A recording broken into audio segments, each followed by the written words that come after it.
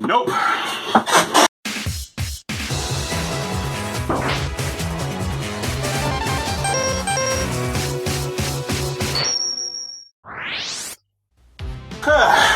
Oh, hey there everybody! Welcome back. I'm William Morris from the Brotherhood And I'm your co-host, Eugene Morris. And you know what? We are fans of many different franchises, and some of them we've actually introduced to each other. How true that is, Gene. After all, I am the one that did get you into both Castlevania and Mega Man. And I got you into Godzilla. But there is one franchise that we both became fans of on our own, and that would be the Teenage Mutant Ninja Turtles. Well, great minds do think alike. Oh, gag me with a Sega controller.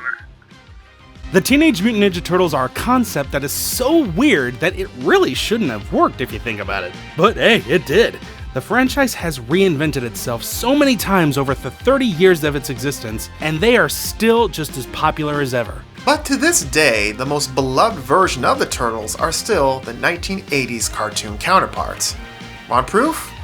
Who are the new guest characters in Justice 2?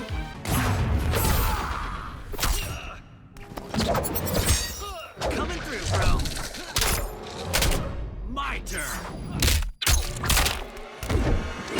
Shell shock.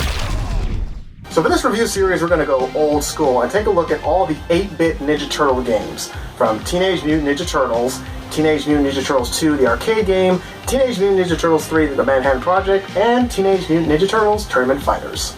So, without waiting any further, let's dive right on into the NES era. Teenage Mutant Ninja Turtles, starting with the first one.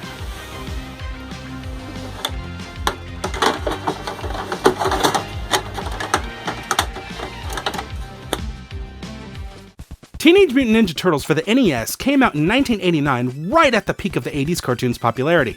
And it was released by Konami, who handled all of the Turtles retro games. So what did they do for this first one? First off, this game is single player, which is pretty disappointing that there is no two-player option. But to counter this, you can switch out between any of the 4 turtles in the pause menu.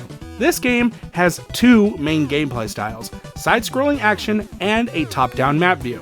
When you are outside the buildings in the game, this is the mode that is played. As you travel around, you will have to watch out for foot soldiers, and more importantly, these giant steamrollers that can flatten you and just take out a life. There is also sections where you will have to solve mazes and find the right way to go in order to advance.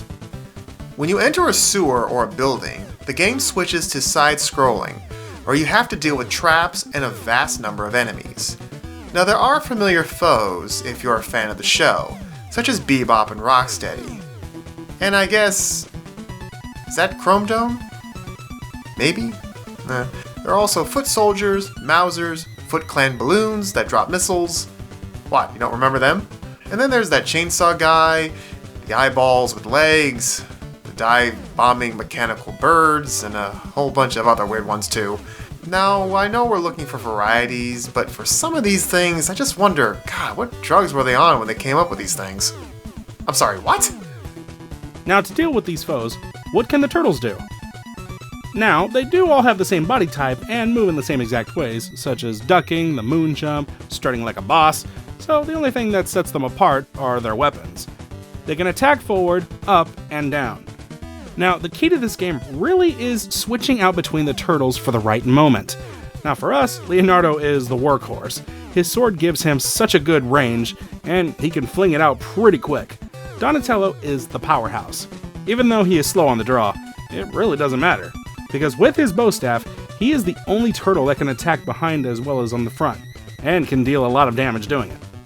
Now Raph and Mike, especially Raph, are the ones that we end up using the least, as they are really not as effective as their brothers.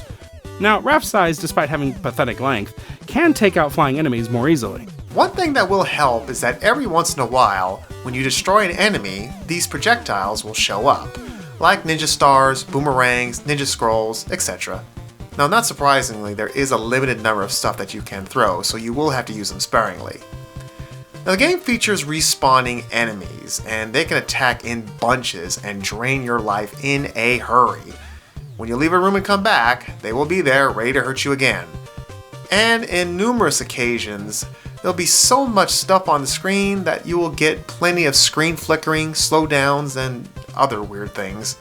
like enemies slipping through platforms and such. Again, these guys can waste you in a hurry, and that is what really gives this game its hard challenge. That along with the enemy placement.